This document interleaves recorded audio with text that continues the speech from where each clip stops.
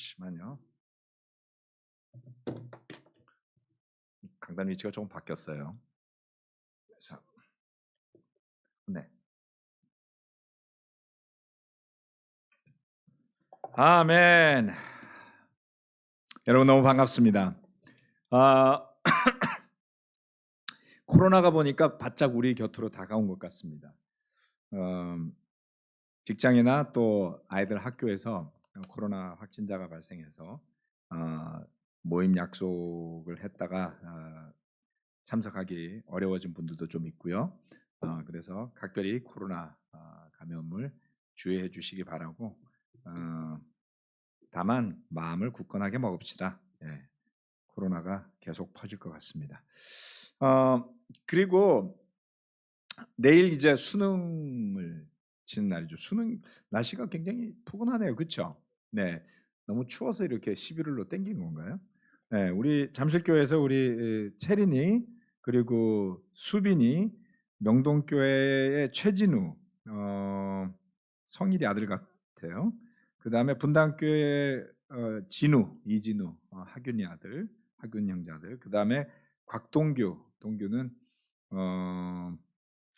곽기봉 형제 아들입니다. 그래서 우리 5명 위해서 잠깐 기도하고 말씀 나누겠습니다. 하나님, 한 해 동안 또는 2해 동안 수험 준비를 열심히 마친 우리 교회 자녀들 위해서 기도드립니다. 체린이 건강한 모습으로 또 편안히 또 내일 시험 최선을 다할 수 있도록 도와주시고, 수빈이 3학년 기간에 열심히 공부하는 모습을 봤습니다. 최선의 결과 자신을 잘 쏟아붓는 시험이 되도록 도와주시고, 명동에서도 진우와 분당에서 진우 둘이네요. 그리고 우리 곽기봉 형제 아들 동규 이렇게 5명이 내일 시험을 치릅니다. 하나님, 이 5명의 자녀들 위해 또 그들의 부모님 위해 함께해 주셔서 담대한 마음으로 최선을 다하고 또 최선의 결과를 받아볼 수 있게 되기를 바라고 주님의 은혜가 함께하기를 바라며 예수님 이름으로 기도합니다. 아멘. 예, 참 고3 어렵습니다. 마음도 떨리고 쉽지가 않습니다. 편안한 마음으로 시험을 칠 수 있도록 부모님들이 많이 따뜻하게 위로해 주시길 바랍니다.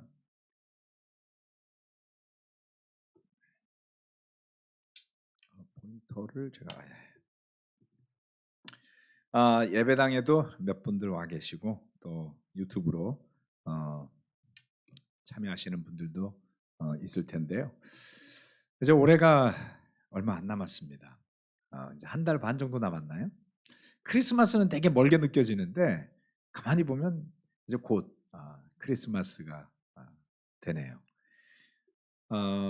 어떤 기대를 가지고 올해를 마무리하고 싶으신지 생각들을 해보시면 좋겠습니다. 오늘 설교 말씀의 제목은 거룩한 삶을 사십시오입니다. 한 봄부터 해서 지금 그럭저럭 이제 겨울의 초입에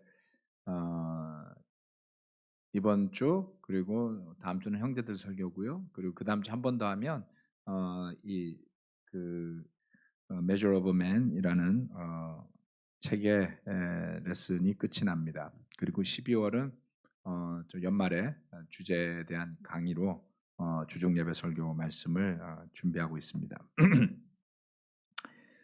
정리하는 마음으로 남은 2시간을 함께 경청하고 또 함께 묵상하는 시간이 되시길 바랍니다. 거룩한 삶을 사십시오.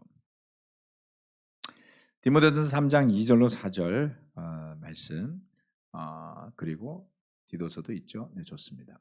우리 쭉 공부해왔던 말씀이니까 다 같이 한번 읽어보도록 할까요? 시작. 그러므로 감독은 책망할 것이 없으며 하나님의 남편이며 절제하며 신중하며 단정하며 나그네를 대접하며 가르치기를 잘하며 술을 즐기지 아니하며 난폭하지 아니하고 너그러우며 다투지 아니하며 돈을 사랑하지 아니하며 자기 가정을 잘 다스리며 언제나 위엄을 가지고 자녀들을 순종하게 하는 사람이라야 합니다. 아멘. 자, 디도서 말씀 영어 빼고 한번 읽겠습니다. 1장 7절로 8절 말씀입니다. 시작. 감독은 하나님의 청지기로서 흠잡을 데가 없으며 자기 고집대로 하지 아니하며 쉽게 성내지 아니하며 술을 즐기지 아니하며 폭행하지 아니하며 부정한 이득을 탐하지 아니하는 사람이라야 합니다. 오히려 그는 손님을 잘 대접하며 선행을 좋아하며 자제하고 의롭고 거룩하며 절제할 줄 알고 하고 되어 있습니다. 자, 오늘은 지난 시간 의로운 것에 의로운 삶에 대한 이야기에 이어서 거룩하며라는 것입니다. 거룩한 삶을 사십시오. 주중에 설교할 때마다 이 말씀들을 한 번씩 다시 쭉 훑어보고 읽어보고 그리고 눈에 좀 들어오는 것들이 있어요. 쭉 읽어나가다 보면 눈에 들어오는 거는 대체로 제가 잘 못하는 것이 이제 눈에 들어옵니다. 나 괜찮아 이런 거 그냥 지나가죠. 그래서 이것도 안 돼 있고 저것도 안 돼 있고 이렇게 포인팅 하는 게 숫자가 좀 가면서 좀 줄어든다면 좋겠죠. 그렇죠? 그리고 형제들 중에 특별히 형제들 중에 좀 찔리는 부분이 있으면 이렇게 빨간 줄로 동그라미를 성경에다 딱 쳐놓고 붙여놓으시고 기도를 하시다 보면 하나님이 영적인 깨달음을 얻게 하시는 때가 있지 않을까 생각합니다. 가끔 저는 그렇게 하곤 합니다. 잘 되지 않는 주제가 있으면 써서 붙여놓고요. 그리고 한 달간 그 주제만을 가지고 묵상하기도 하고 그리고 간절한 마음으로 구하면서 하나님께서 성령님의 힘을 통해서 성장하고 변화할 수 있도록 도와주시기를 간구하곤 합니다. 그러한 것들도 영적인 수련이 되겠죠. 그렇죠? 네. 자, 오늘은 거룩함에 대한 이야기를 할 텐데요. 거룩함이란 무엇을 말하는가 하는 것입니다. 거룩함. 최근 몇 년 동안에 제가 거룩함에 대해서 설교를 몇 번 했던 것 같습니다. 그래서 여러분들 거룩이라고 말하면은 혹시 머리에 떠오르는 이미지나 뭐 단어 같은 것들이 좀 있습니까? 네. 저는 대표적인 게 뭐냐면 거룩함이다라고 말할 때 그 그룹 천사들이 날개짓하면서 거룩, 거룩, 거룩 이게 생각이 나요. 그게 약간 그 뭐죠? 갈매기들은 끼룩 하잖아요. 그래서 그룹 천사들이 굉장히 날개가 좀 클 것 같은데 그 갈매기 같았을 것이다 이런 얼토당타는 생각을 이제 하곤 합니다. 뭐 이런 성경 그렇게 보면 재미있어요. 그래서 야 천사들이 해필이면 날개짓하면서 막 거룩거룩 이렇게 갈매기들처럼 하나님 주변에서 정신사납게 한 거 아닌가 그러면서 이미지를 아무튼 그룹 천사의 그 이야기였고요. 그런데 신약 성경 말씀에 들어오면 구약에서 거룩함이라는 것은 하나님의 모습이죠. 그리고 그 하나님의 모습이 나타나시는 성전을 통해서 이스라엘 백성들로 하여금 거룩함을 접하게 하는 것들이 있었습니다. 율법을 통해서 죄 가운데 죄를 범하고 살기 쉬운 이스라엘 백성들이 하나님 앞에 성결하게 나올 수 있는 길을 열어주는 이제 그러한 가르침들이 있었죠. 그리고 신약으로 넘어오게 되면 완전히 새로운 정의들이 나오게 됩니다. 구약의 정결 의식, 그렇죠? 정결 의식 자세하게 나와 있잖아요. 뭐 물을 이리 뒤집어 썼다 저리 뒤집어 썼다가 뭐 털을 밀었다가 뭐 일주일 동안 나가 있다가 들어와 있다가 그거를 우리가 하고 살지 않으니까 절대 익혀지지가 않습니다. 예. 그래서 구약의 그 정결한 삶 또는 하나님 앞에 거룩한 모습으로 나아가기 위한 절차들이 굉장히 복잡하게 되어 있는데 반해서 신약은 좀 단순하게 되어 있다라고 생각할 수가 있습니다. 자, 근데 거룩함에 대해서 정말 여러 구절들이 있지만 제 마음에 와닿는 구절은 이거였습니다. 요한복음 17장 17절과 19절 말씀입니다.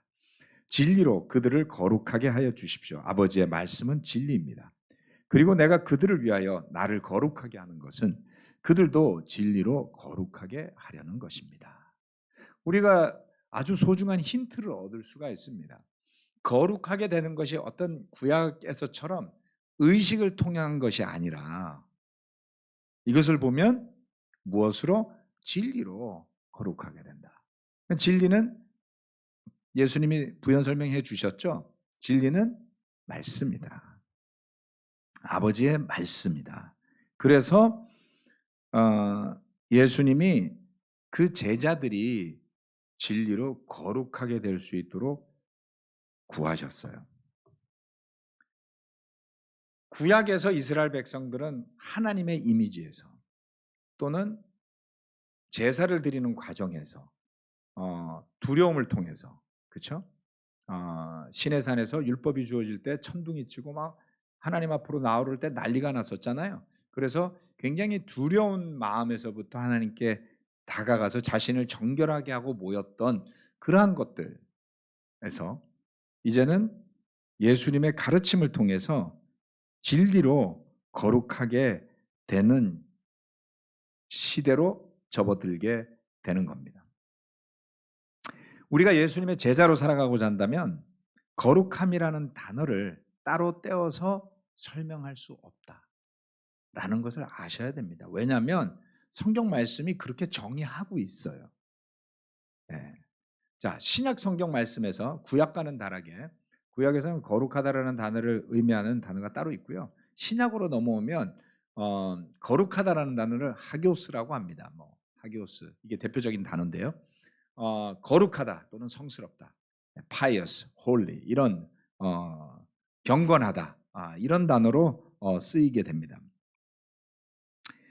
그런데 이 거룩함을 뜻하는 이 단어가요, 거룩함을 뜻하는 것 이외에도 사용이 되는데 그것은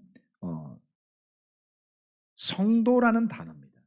성도, 성도라는 단어로 사용이 되기도 합니다. 그래서 번역되어질 때 성도라고 번역되어지는데 그것이 신약 성경 안에서 이 단어가 성도라는 의미로 사용된 것이 한 60번 정도 사용이 되었다 그래요.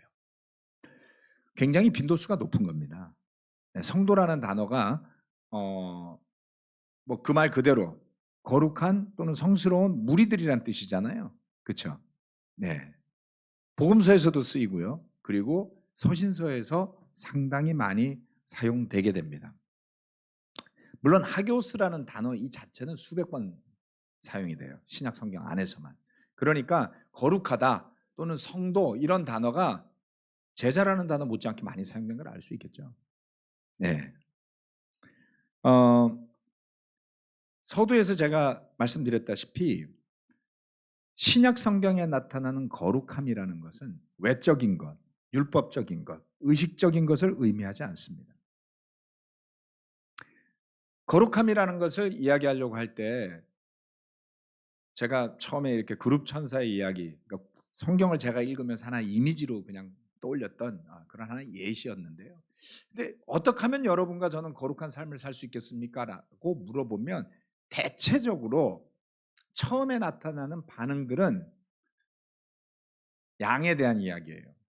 우리가 좀 더 많은 시간을 말씀을 묵상하면 또는 하루에 좀 더 많은 시간을 할애해서 기도하면 좀 더 거룩하게 살 수 있지 않을까요? 그 말은 맞기도 하고 틀리기도 합니다. 이것을 이제 정량적이라고 부르죠. 자, 하루에 기도를 1시간 하고 말씀 묵상을 1시간을 하면 그 절반을 하는 사람에 비해서 갑절로 거룩한 사람이 될까요? 그렇죠. 그렇게 된다라고 할 수는 없잖아요. 그러면 우리는 시간의 경쟁을 하게 될 겁니다. 그렇죠? 시간으로서 측정하게 될 거고요. 그런데 줌 시대가 되면서 우리 학생들의 수업 참여에 대한 이야기를 들어보면 알 수가 있는데요. 줌으로 수업 참여를 하면 수업하면서 딴짓한대요. 다. 수업한 거잖아요. 근데 딴짓한 거잖아요. 그럼 딴짓 안 하고 쳐다보고 있으면 딴 생각할 거 아니에요. 그러니까 시간적인 정량적인 의미는 늘 한계가 있습니다. 그것만으로 정의할 수는 없겠죠. 그래서 우리의 영적인 상태, 우리가 거룩한 하나님이 보시기에 합당한 모습의 사람이 되어져 가는 것, 그것은 시간에 비례하거나 노력에 비례하는 것만은 아니다. 우리가 많이 경험해 본 것들입니다. 시간이 흘렀는데 내 마음의 상태가 더 정결해지고 더 열정으로 가득 차고 더 하나님의 뜻에 합당한 모습으로 변해 있을 수도 있고요. 오히려 세월의 풍파를 정면으로 맞아가지고 영적으로도 사가 있을 수도 있습니다. 네. 정말 열심히 갈고 닦아서 다시금 되살려서 되새겨야 올라올 수 있는 그러한 상태에 계신 분들도 많이 봤을 거예요. 저와 여러분이 예외가 아닐 겁니다. 그래서 바울은 그런 부분을 분명하게 율법적인, 규정적인 어떤 규제를 통해서 되는 것이 아니다라는 것을 골로새서 2장에서 이야기하죠. 여러분은 그리스도와 함께 죽어서 세상의 유치한 원리에서 떠났는데 2장 20절입니다. 어찌하여 아직도 이 세상에 속하여 사는 것과 같이 규정에 얽매여 있습니까? 붙잡지도 말아라, 맛보지도 말아라, 건드리지도 말아라 하니 웬 말입니까? 이런 것들은 다 한때 쓰다가 없어지는 것으로서 사람의 규정과 교훈을 따른 것입니다. 이런 것들은 꾸며낸 경건과 겸손과 몸을 학대하는 데는 지혜를 나타내 보이지만 육체의 욕망을 억제하는 데는 아무런 유익이 없습니다. 사도 바울이 이런 이야기를 했지만 수천 년이 지나고 나서 카톨릭에서는 뭔가 자신이 육체의 정욕을 이겨내기 위해서 학대를 해서라도 싸워야 한다, 이런 가르침들이 있죠. 대표적인 것이 저는 그 미션이라는 영화에서 제가 그거를 암만 찾아도 못 찾겠더라고요. 그 장면을. 그 미션에서 그 노예를 잡아서 팔아 넘기던 그 군인 역할을 했던 사람이 회개의 의미로 자기가 노예 잡는 데 썼던 칼과 그물들을 등에 지고 폭포와 강을 거슬러 올라가는 장면이 있잖아요. 절벽을 막 올라가는, 힘들게 그러면서 참회하는 것을 나타내는, 왠지 카타르시스가 있었어요. 전 그걸 볼 때 야, 저 회개 되게 열심히 한다, 이렇게 생각했었습니다. 회개를 너무 쉽게 해도 안 될 것 같잖아요. 사실 우리가 성경 공부할 때 회개하라 그럴 때 약간은 그 부분을 가미한 거예요. 그렇죠? 네. 보통 많은 기독교 교단들이 회개를 그냥 입으로 한마디로 되게 짧게 하거든요. 사형리 이런 거 해보신 분, 사형리 해보신 분, 예배당에 계신 분 중에 듀연 해봤어요? 한 명밖에 없어요? 대석이 안 해봤어? 했었는데 까먹었을 거야 아마. 자, 사형리 같은 거에 보면 영접기도 이런 거 있잖아요. 그러면 기도 안에 저는 죄인입니다, 이 한마디 들어있어요. 그 회개예요. 회개가 너무 진짜 세븐일레븐에 김밥 보다가도 간단하잖아요. 그렇죠? 그리고 나서 예수님을 나의 주님으로 영접합니다, 말 한마디면 구원받았다고 가르친단 말이에요. 구원도 완전히 무슨 긴급 레스큐 키트 같은 거예요. 제가 그걸 열심히 가르치고 다녀서 너무너무 잘합니다. 근데 우리 교회를 왔더니 회개의 과정이 꽤 길어. 예. 흡사 그 노예 상인이 모든 등짐을 지고 막 절벽으로 올라가는 그 정도는 아니지만, 그래서 한편으로는 저는 이 부분이 카톨릭과 유사하다라고 생각했어요. 하지만 매우 좋다, 효과적이다. 왜? 너무나 값싸게, 너무나 편리하게 했던 회개가 때로는 회개에 이르지 못하는, 얕은 데 머무르는 것들도 많이 경험했기 때문이죠. 그런데 이게 지나치잖아요. 나중에 잘못하면 학대로 가요. 너 아직 회개 안 한 것 같아, 막 이런 거예요. 어떻게 알아요, 여러분? 하나님 아니잖아요, 우리가. 그래서 이게 굉장히 어렵다는 걸 저는 지금 설명드리는 겁니다. 회개를 어떻게 정의할 거예요? 시간이 흐르면서 다른 사람의 회개를 제가 함부로 재단해서 안 된다는 것을 저는 배우고 있습니다. 붙잡지도 말아라, 맛보지도 말아라, 건드리지도 말아라. 이런 것을 통해서 얻는 것은 결국 꾸며낸 경건과 겸손과 몸을 학대하는 데 지혜를 나타내 보인다 그랬어요. 이렇게 하는 것이 더 영적인 것 같습니다. 저렇게 하는 게 더 좋은 것 같습니다. 이만큼 해야 됩니다 라는 걸로 여러분의 영성을 함양시키려고 하다가는 쉽게 율법주의 함정에 빠지게 됩니다. 주의하십시오. 율법주의에만 빠지는 걸로 끝나는 것이 아니라 남을 정죄하는 데까지 갈 수도 있어요. 남을 정죄하는 마음이 우리 모두에게 있지만 그게 너무나도 심해져서 견딜 수 없게 만들면 여러분이 율법적 마인드의 레벨이 요즘 만렙이라고 표현하더라고요. 예, 게임에서 끝까지 경지에 올라섰다라는 표현이에요. 자기 의로움의 경지가 끝에까지 올라서면 이제 남을 막 정죄해요. 그러면 걱정하셔야 됩니다. 왜요? 마음이 편하지 않기 때문이죠. 율법주의. 경건에 아무런 유익이 없다 그랬습니다. 자, 신약 성경에서 언급되는 거룩함이라는 것은 두 가지의 의미로 제가 오늘 분류해 봅니다. 그 책을 통해서 분류하자면 첫 번째는 신분상의 거룩함이에요. 그건 처음에 읽었던 단어에서 의미가 있습니다. 신분의 변화로 인해 얻는 거룩함이 있다. 고린도전서 1장 2절 말씀. 고린도에 있는 하나님의 교회에 이 편지를 씁니다. 그리스도 예수 안에서 거룩하여지고 성도로 부르심을 받은 여러분에게 문안드립니다. 여기에 보면 성도라는 표현이 holy people, 제가 빨간색으로 써놨습니다. holy people이라고 불렀습니다. 이것이 아까 설명드렸던 하교스라는 단어예요. 네. 신분상의 거룩함은 어떤 것입니까? 우리가 믿음을 통해 하나님의 자녀로 변화되어지는 것을 의미하는 겁니다.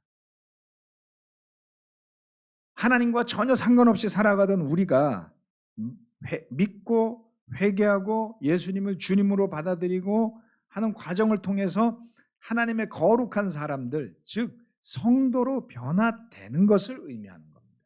이러한 것을 뒷받침하는 구절들은 신약 성경에 수도 없이 많습니다. 그 중에 대표적으로 한두 가지를 제가 뽑아봤습니다. 고린도전서 6장 11절 말씀. 그러나 여러분은 주 예수 그리스도의 이름과 우리 하나님의 성령으로 씻겨지고 거룩하게 되고 의롭게 되었습니다. 된 거예요. 거룩했던 사람이라고 표현하는 성경 구절 없습니다. 우리 모두는 거룩하게 되어진 거예요. 그렇죠? 신분이 변화한 거예요. 거룩하지 않았던 사람에서 거룩한 사람, 하나님의 백성이 아니었던 사람에서 하나님의 백성으로 변하는 겁니다. 로마서 1장 7절 말씀. 나는 로마에 있는 모든 신도에게 이 편지를 씁니다. 하나님께서 여러분을 사랑하셔서 그의 거룩한 백성으로 부르셨습니다. 여기는 뭐라 그랬어요? 거룩한 백성으로 부르셨대잖아요. 거룩한 백성이 아니었던 사람에서 이젠 거룩한 백성으로 불러주셨다라는 이야기예요. 여러분이 회개하고 그 침례를 받고 거듭났을 때 여러분이 거룩하다는 걸 느끼셨나요? 글쎄요. 네, 얼마 전에 서윤이도 세례받고 준서도 세례받았습니다. 준서가 자기가 거룩한 사람이라고 생각할까요? 잘 몰라요. 네, 저도 제가 드디어 죄를 회개하고 그 예수님의 십자가 연합하는 침례를 받았다라는 것이 기뻤어요. 근데 제 자신이 거룩한 존재다라는 의식이 있었던 것은 아닙니다. 이제 많은 시간이 흘렀고 대부분의 형제, 이 설교를 듣는 형제 자매들도 세례를 받은 지 많은 시간이 흘렀을 겁니다. 최근에 세례받은 우리 상천 형제나 뭐 이런 몇몇 분들을 제외하고는 꽤 많은 시간이 흘렀어요. 어떠십니까? 이제는 거룩함이라는 것이 남 이야기가 아니다라는 겁니다.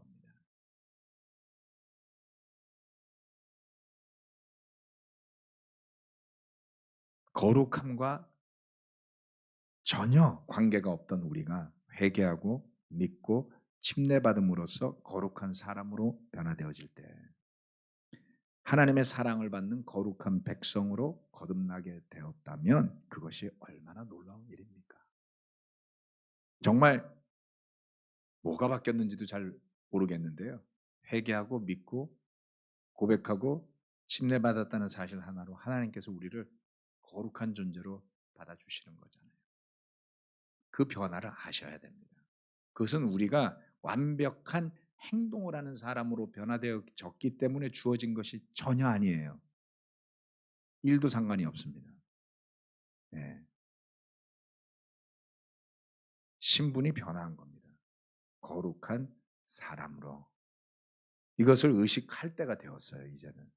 제가 믿기로는 대부분의 형제자매들이 꽤 많은 시간을 제자로 살아오신 분들인데 거룩함에 대해서 이제는 의식할 때가 되었습니다, 여러분. 성경도 많이 읽으셨잖아요. 많은 지식이 들어있을 겁니다. 네. 성도라는 단어, 의미 있는 단어입니다. 사도들이 많이 썼던 단어예요. 서로를 부를 때 거룩한 하나님의 백성이라고 불렀습니다. 고린도 교회에 있는 형제 자매들이 너무나도 잘 지내서 그 단어를 붙일 수 있었던 건 아니에요. 아시다시피 고린도전서 1장을 보면 정말 막장 교회 막장 드라마가 막 펼쳐지잖아요. 대한민국의 막장 드라마뿐만 아니라 기독교의 막장 드라마도 있습니다. 그런데 그런 사람들 막장 드라마 속에 있는 그들을 바울은 뭐라고 불렀냐면 거룩한 백성이라고 불렀어요. 놀랍지 않나요? 때로는 여러분 교회 모습 보면 한심하죠. 제자가 맞습니까? 이렇게 부르짖는 사람들 좀 많이 봤어요. 저도 그래 봤습니다. 그래 본들 뭐 대단히 잘난 것도 없었어요. 그죠? 실망스럽다는 이게 이야기겠죠.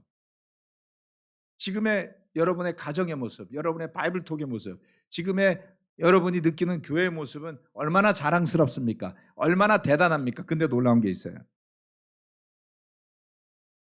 그러한 상태임에도 불구하고 하나님은 여러분을 거룩하다고 보신다는 것을 믿으실 수 있습니까?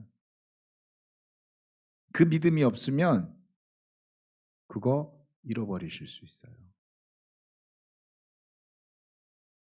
내가 노력해서 더 많은 시간과 노력을 쌓아서 내가 느끼기에 좀 더 거룩한 사람이 되는 것보다 훨씬 중요한 것은 하나님께서 그렇게 봐주신다라는 거, 그렇게 인정해 주신다라는 것을 믿는 믿음이에요. 왜요? 그러면 마음에 평화가 있거든요.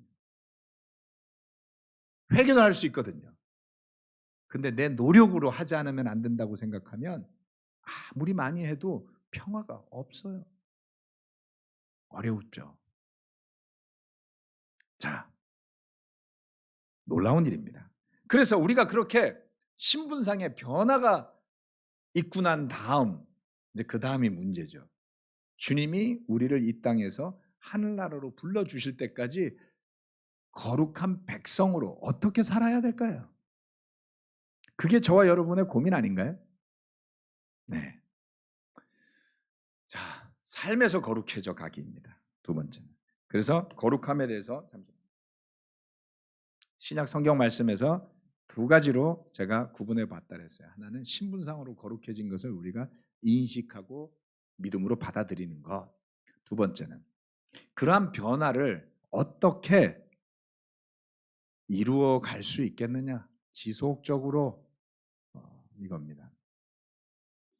삶에서 거룩해져 가는 것입니다.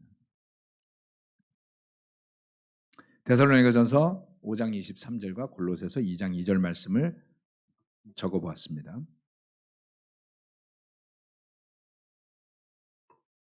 데살로니가전서 5장 23절.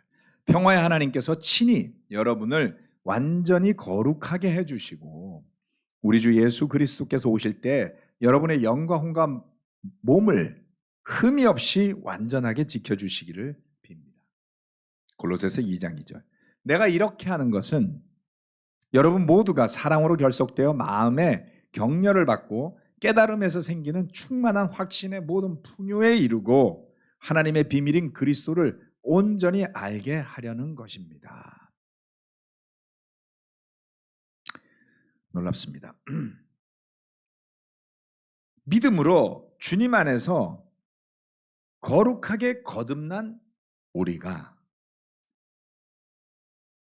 그렇게 새롭게 된 영적인 상태에서 주님이 우리를 부르시는 날까지, 마지막 날까지 어떤 모습으로 살아가는 것이 성경적이고 또 성령의 인도하심을 받으면서 믿음 가운데 사는 것이라고 할 수 있을까요?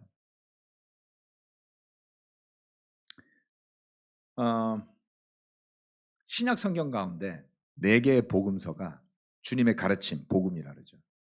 가르침과 행적들을 통해서 그 기준을 제시했다. 복음이라는 기준을 제시했어요. 그렇다면 신약 성경의 서신서라고 볼 수 있는 예, 책들은 그 복음 안에서 거듭난 사람들이 살아갈 구체적인 가이드를 주고 있다. 이렇게 보셔도 크게 틀리지 않을 겁니다. 사도들은 예수님이 아니었잖아요. 사도들은 복음을 만들 수 없었어요. 그들은 예수님이 주신 복음을 받아서 전하고 가르치고 교회를 형성했을 뿐이에요. 성령의 도우심으로. 자, 여기서 아주 중요한 한 가지의 사고가 필요합니다. 기독교는 많은 종파가 있고 교파가 있고 그리고 많은 가르침이 난무하고 있기 때문에 여러분들이 살면서 유튜브나 다른 책자나 다른 교회 설교나 가르침이나 이런 것들을 막 듣다 보면 많은 게 짬뽕이 되고 혼재가 될 겁니다. 어, 저는 적극적으로 그런 것들을 섭취하고 공부하고 하시기를 권해드려요. 그런데 한 가지는 여러분이 인정하시고 그렇게 하셔야 돼요. 무슨 말씀이냐면 성경 전체를 통으로 볼 수 있을 만큼의 경험을 못 하신 상태에서, 다시 말해서 어떤 가르침이 있을 때 그것이 성경 전체에 비추어서 타당한지 아닌지를 판단할 만큼의 백데이터가 없다는 거예요. 그러려면 아마 최소한 성경을 한 3, 40번 이상은 읽으셨어야지 됩니다. 그것도 아주 집중적으로 공부하시면서 읽어야 겨우 맥락이 보일 정도거든요. 성경 생각보다 두껍잖아요. 그래서 주의가 좀 필요하다 이렇게 말씀드리는 겁니다. 자, 서신서의 중요성을 제가 지금 설명드리는 거예요. 삶에 대한 가이드들이 들어있다. 이게 사실 굉장히 혼란스럽게 하는 게 뭔지 아세요? 이런 것 때문이에요. 믿고 구원받고 천국 가면 그만이지. 또는 우리가 죄인인데 우리가 우리의 능력으로 의롭게 될 수도 없는데 왜 자꾸 더 나은 사람이 되려고 애쓰느냐. 이런 생각이 하나 있어요. 예정론에 의하면 또는 성경 구절의 몇몇 구절은 하나님이 예정하셨다 그러잖아요.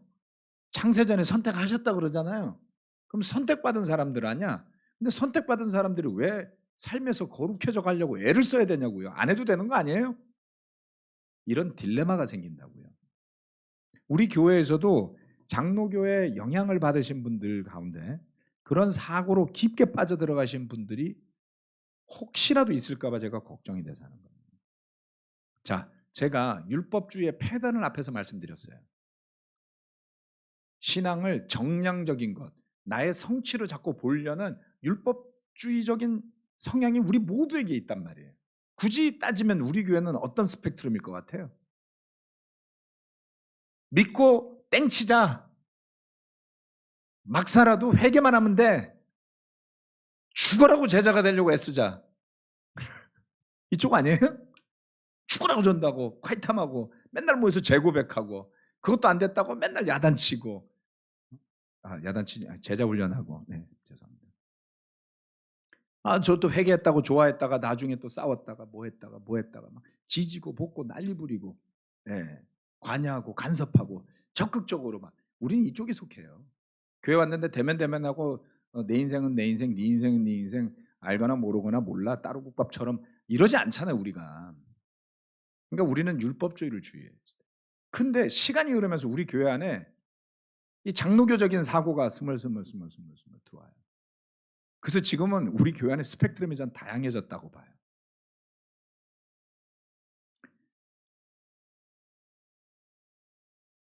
깊게 생각하셔야 됩니다. 왜냐하면 어떤 사람들이 말하듯이 믿음만 필요한 거라면 서신서는 왜 썼겠어요? 그거 다 찢어갖고 버려야죠. 로마서 하나만 남겨놓고 나머지는 버릴까요?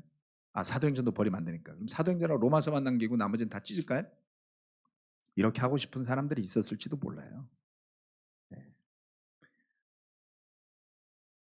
서신서는 교회 안에서 일어나는 다양한 문제들에 대한 고민과 지침과 가이드, 권면 이런 것들이 들어 있습니다. 필요 없는데 적혀 있는 것이 아니라 반드시 필요하기 때문입니다. 굳이 따르고 익혀야 할 필요가 없는 것들이라면 그렇게 많은 지면을 할애해서 사도들과 성령의 감동을 받은 교회의 지도자들이 그 글을 쓰고 그것을 보존하고 그것을 회람하면서 애쓸 이유가 없었겠죠. 오히려 사도들과 교회 지도자들은 하나님의 부르심에 걸맞는 신앙이 삶에서 이루어질 수 있도록, 구현될 수 있도록 끊임없이 격려하고 권면하고 심지어는 종종 책망까지 합니다. 그래서 저는 이 부분에 대해서 우리 교회에서 악유하지 않았으면 좋겠어요. 네. 너무 율법적으로 하지도 맙시다. 그렇다고 너무 방탕하게 방종되게 믿음 하나만 붙잡고 멋대로 사는 쪽으로도 가지도 맙시다. 이게 얼마나 어려운 이야기예요. 그렇죠? 그러려면 성경 말씀을 균형 있게 묵상하고 받아들여야 됩니다. 첫 번째, 거룩함을 위해 헌신해야 됩니다. 네. 거룩함을 위해 헌신해야지 돼요.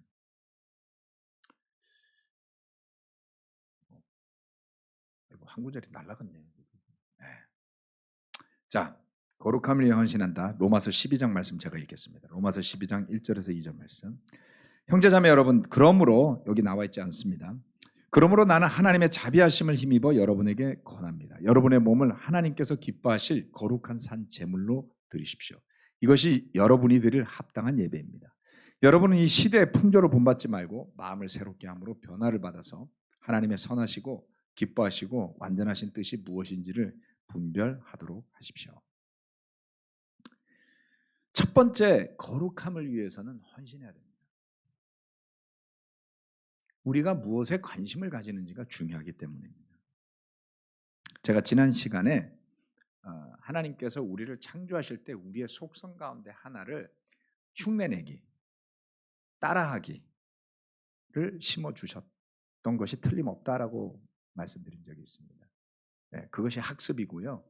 서로 보고 배우는 거예요. 근데 그게 결국엔 뭐냐면 하나님 따라하기까지 가는 거예요. 이게 신앙의 근본입니다. 그런데 이 세상에서 우리의 시야를 끄는 것들이 얼마나 많습니까? 그래서 넉넉고 살다 보면 세상 따라하기로 몰락할 가능성이 아주 높습니다. 네. 안 보고 살면 모를까. 근데 그렇게 살 수는 없잖아요. 그렇죠? 조금 전에 골로새서 말씀 이야기했듯이 보지도 말고 붙잡지도 말고 맛보지도 말고 그렇게 살지는 않을 거잖아요.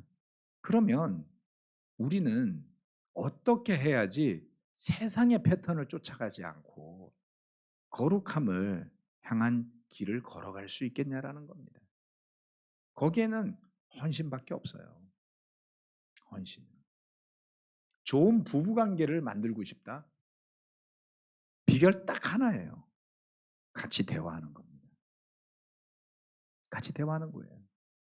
그래서 지난 한 10년 넘게 결혼한 부부들의 관계를 도와줄 때마다 저희 부부가 뭐 10계명처럼 주는 디렉션은 딱 하나입니다. 부부 시간을 반드시 가져라. 매주 빼놓지 말고 가져라. 아니 같이 살면서 왜 그거를 하라 그래? 이렇게 생각하시면서 안 하시는 분들을 많이 봐요.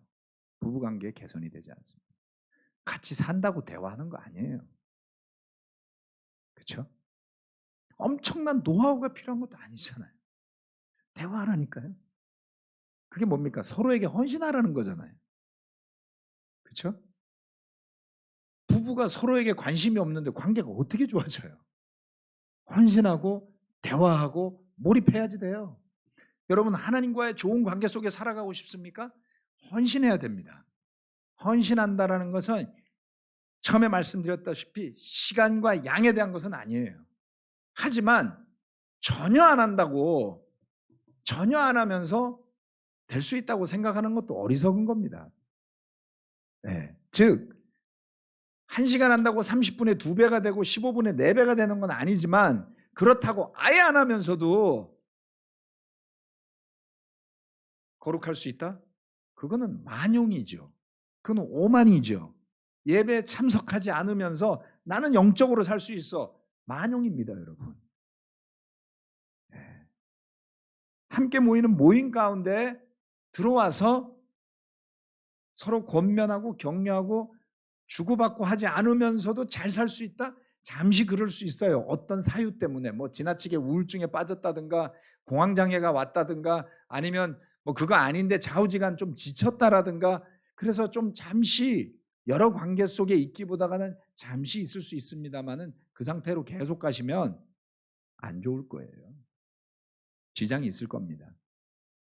거룩함을 위해서 성경 말씀 우리에게 헌신하라고 가르칩니다.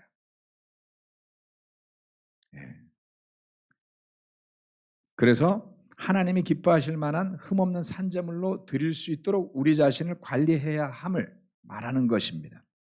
그리스도 예수 안에서 거듭난 사람들이 마음 내키는 대로 살지 말아야 됩니다. 날마다 드리는 기도와 말씀과 묵상 그리고 교회로서 만나는 그 교제에 헌신하십시오. 마음을 담아서. 네. 그게 잘 안 된다면 그것을 가로막는 것들을 어떻게 해서든지 해결하십시오. 그것은 교회의 책임이기에 앞서 여러분 개인의 영적인 책임입니다. 네. 교회는 때에 따라서 격려가 되기도 하고 격려가 안 되기도 해요. 하지만 하나님은 변함이 없으세요. 여러분이 개인의 영성에 대한 책임을 반드시 지실 수 있어야 됩니다. 두 번째, 마음을 새롭게 해야 됩니다. 바울은 이렇게 이야기했어요. 고린도전서 15장 31절 말씀. 형제자매 여러분, 나는 감히 단언합니다. 네. 나는 날마다 죽습니다. 이것은 우리 주 예수 그리스도께서 여러분에게 하신 그 일로 내가 여러분을 자랑스럽게 여기는 것만큼이나 확실합니다. 고린도전서 15장은 예수님의 십자가와 부활에 대한 것을 길게 설명하는 구절이에요. 그래서 우리가 부활 공부할 때 반드시 여기를 보죠. 그런데 여기에서 바울은 뭐라 그랬냐면 자기가 날마다 죽는다 그랬어요. 왜 이 말을 했을까요? 저는 단언하는데 날마다 죽습니다. 예수님의 십자가에 죽으신가 부활을 이야기하는 15장에서 바울의 선언이었습니다. 의미가 깊죠. 날마다 죽는다는 이야기는 죽어서 끝난 게 아니라 날마다 다시 산다는 이야기잖아요. 그러니까 바울에게 있어서는 날마다 마음이 새로워지는 거예요. 날마다 십자가에서 죽고 날마다 부활하는 거란 말이에요. 그러니까 그리스도가 그의 삶에서는 끊임없이 되살아있는 거죠. 굉장한 선언이라고 생각합니다. 바울의 삶에서 주님은 날마다 승리하는 거예요. 그래서 그가 날마다 죽는다고 말했을 때 그의 삶의 동기는 주 예수님이다라는 겁니다. 우리가 꼭 해야 할 일도 있고 하고 싶은 일도 있고 뭐 많을 겁니다. 그런데 날마다 주님 앞에서 새롭게 서서 마음을 새롭게 하지 않는다면 우리의 마음은 부패해질 겁니다. 새롭게 이사를 왔더니 근처에 숲이 많아서 그런지 곰팡이가 펴요. 집에서. 곰팡이 피는 집에 가지 말라는데 와보니까 곰팡이가 피네. 창문을 열어야만 됩니다. 안에 제습기를 켜고 뭐를 다 해도 소용이 없어요. 곰팡이를 막을 길이 없습니다. 환기가 되지 않으면 부패하는 거예요. 어떻습니까? 우리가 주님 앞에 서서 새로워져야 됩니다. 마음이 새롭게 되는 느낌이 없으시다면 자신을 돌아보십시오. 분명 삶의 활력이 없을 겁니다. 때로는 아침 일찍 일어나서 드리는 기도가 여러분의 삶의 활력을 돋굴 수도 있습니다.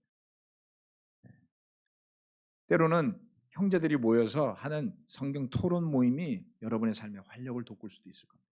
때로는 전혀 알지 못했는데 얼굴만 알고 있었는데 만나서 같이 식사를 나누면서 새롭게 형제자매들을 알아가는 것들이 여러분의 삶을, 마음을, 영적인 것을 새롭게 할 수도 있습니다. 그것이 무엇이 되었건 매너리즘 안에서 깔아앉는 신앙의 삶으로 가지 맙시다. 끊임없이 우리는 새로워질 수 있습니다. 바울의 고백처럼. 그래서 여러분도 이렇게 말씀하십시오. 저도 감히 단언합니다. 단언컨대 이거 되게 유행했었잖아요. 단언컨대 나는 날마다 죽습니다. 이런 거 한번 하면 어떨까요? 진부합니까? 예. 자, 그래서 새로워지는 느낌. 네, 제가 새로운 커피를 딱 사가지고 오면 막 먹고 싶어요. 그 다음날 하루가 기다려지고 막 커피 하나도 이렇게 마음을 설레게 하는데, 그렇죠? 예. 예, 서로 진부해지지 말자고요. 하나님은 진부하신 분이 아닙니다. 우리의 삶을 끊임없이 새롭게 하실 수가 있습니다. 마지막 세 번째, 성령의 인도하심을 따르십시오. 이것도 아마 최근 몇 년 사이에 제가 힘주어 말하고 강조하는 내용 중에 하나일 겁니다. 양으로 해결할 수 없습니다. 그럼 어떡하라는 이야기인가요? 안 해서도 안 되고 너무 많이 한다고 잘 되는 것도 아니고 어떻게 하라는 겁니까? 네, 성령의 목소리에 귀를 기울이셔야 됩니다. 갈라디아서 5장 16절 17절 말씀 다 끝났습니다. 내가 또 말합니다. 여러분은 성령께서 인도하여 주시는 대로 살아가십시오. 아멘. 그러면 육체의 욕망을 채우려 하지 않을 것입니다. 육체의 욕망은 성령을 거스르고 성령이 바라시는 것은 육체를 거스릅니다. 이 둘이 서로 적대관계에 있으므로 여러분은 자기가 원하는 일을 할 수 없게 됩니다. 이 상태가 공황장애예요. 네, 공황장애 오신 분들을 제가 여러분들을 봤는데요. 갈등의 상태에 놓여갖고 이러지도 못하고 저러지도 못하는 시간이 오래 지나잖아요. 근데 살아야 되잖아요. 그러니까 사람을 보기가 어려워지는 거예요. 많은 사람 앞에 나가면 막 식은땀이 나고 빨리 가서 아무것도 안 보이는 대로 가 있어야 돼요. 그래야 갈등이 없어지거든요. 그래서 어중간하게 살지 마세요. 되게 괴롭습니다. 네. 성령이 인도해 주는 대로 살아가라는 거예요. 근데 멋대로도 못하겠고 그렇다고 성령이 인도하는 대로도 못 살겠고, 네, 우리 둘째 아들이 제자로 살면서 아빠 쉽지 않아, 만만치 않아, 뭐 이렇게 이야기하는 게 대체로 저는 이거라고 생각하거든요. 막 살지도 못하겠고 그렇다고 엄청 영적이지도 않고 제일 어중간한 게 괴로운 거잖아요. 근데 바울은 이렇게 이야기했습니다. 첫 번째, 그 골로새서 말씀에서 율법적 삶이 육체의 욕망을 이기는 삶을 가져다 주지 않음을 이야기했죠. 저도 이것을 경험해 봤습니다. 그렇지만 성령의 힘이 인도할 때에 바울은 자신의 경험이나 지식으로는 결코 넘어갈 수 없는 많은 유혹과 장애들을 극복해 나가는 것을 체험하게 되죠. 제가 가끔 그런 것을 경험하는데요. 어떤 거냐면 누군가가 나를 위해 많이 기도해 주고 있다. 이런 걸 느낄 때가 있습니다. 내가 분명히 많이 힘들어야 되는데 많이 힘들 때가 있어요. 근데 그게 희한하게 넘어가지더라는 말이죠. 저의 기도의 양으로 봤을 땐 택도 없어요. 양에 대한 이야기 안 한다 그러면서 아무튼 정성이 모여서 그런지 지난주 예배 왔더니 어떤 자매님이 제가 열심히 기도하고 있습니다. 근데 마음이 느껴져서 고마웠습니다. 감사합니다. 걱정이 돼서 기도하시던 이뻐서 기도하시건 미워하지 않도록 기도를 하시건 기도해 주십시오. 서로 기도합시다. 저는 그것이 엄청난 가치가 있다고 믿습니다. 우리 삶에 다양한 파도들이 다가옵니다. 아마 그것을 매일 경험하시는 분들도 있을 거고요.